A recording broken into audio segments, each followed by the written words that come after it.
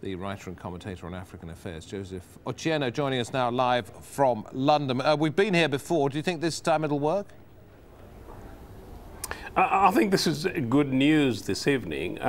Good news in the sense that there's just about a possibility it will work, and for two reasons, David. One is because the two principals are there, Mr. Kiir and Mr. Machar. Both of them are there, and there seems to be pressure from within the region and pressure from the Americans, and in fact the UN Secretary General was just there the other day. But also because they know that both sides have now been generally accused of participating in the rather vicious killings.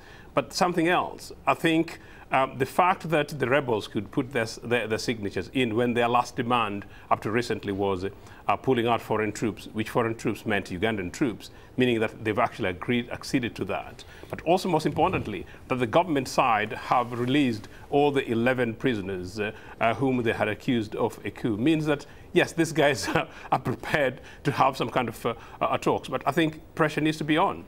I think we almost have to make sure that really the whole process is realized. We perhaps have to go back to when Salva Kiir fired Riek Machar as his deputy last year and understand what the grievances were between the two of them and wonder whether in fact they can be sorted, can be settled so that this is a lasting peace. As I understand it, after the peace agreement, the two principals prayed together.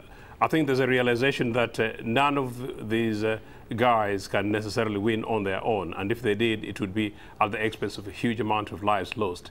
A war in only 5 months, killing as many people and causing as much destruction in the youngest nation in the African continent, and probably one of the countries with the weakest of infrastructures, shows that these guys need to become leaders and men enough to realize that the only way for them to move forward and to move that new country forward is for them to work together. I think they'll have to give in and work together. They've worked together before. They've been apart before.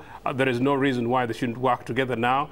There is no other way for them, really, to work. And the hope of a transitional government, as suggested, is perhaps the way forward. The only thing, though, is that it's not clear when the elections would take place and the form the transitional government would take. Because, again, the rebels had been very particular that they did not want Mr. Kiir to head that transition arrangement. So it would be very interesting, David, to know what the details are really following this agreement this evening. What are we talking about? Maybe 100,000 people in one UN camp alone who've left their homes because they're so frightened. A conflict characterized as largely tribal between the Nuer and the Dinka. It's going to be very difficult for those people who've been affected by this, those who've lost many family members. It's going to be very difficult for them to learn to live once again side by side with the people who in such a short space of time have become their enemies. David, we've lived together in Africa before.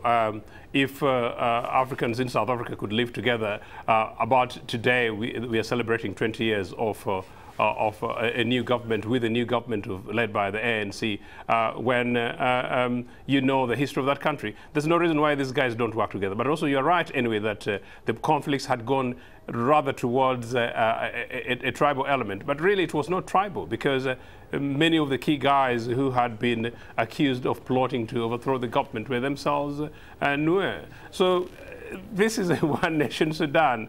The conflicts, the regional conflicts actually do exist. I think the issues really are political.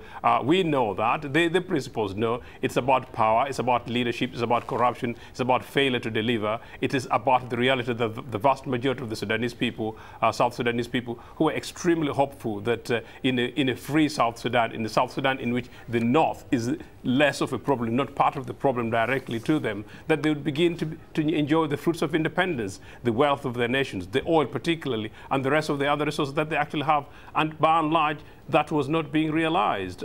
Whereas a small clique of guys were swimming in dollars, the vast majority of the people could hardly afford to live. I think that's part of the reality. And I think the international community needs to put these guys to account that should this peace hold, we need to move on to the next reality, as you rightly suggested, provisions for education, provisions for health, and to make sure that really in South Sudan, the weakest of the weak are catered for. Thank you. That's Joseph Ochieno talking to us. very much appreciate your analysis of a story we were only able to tell you about 45 minutes ago. Thank you for getting to our studio so quickly.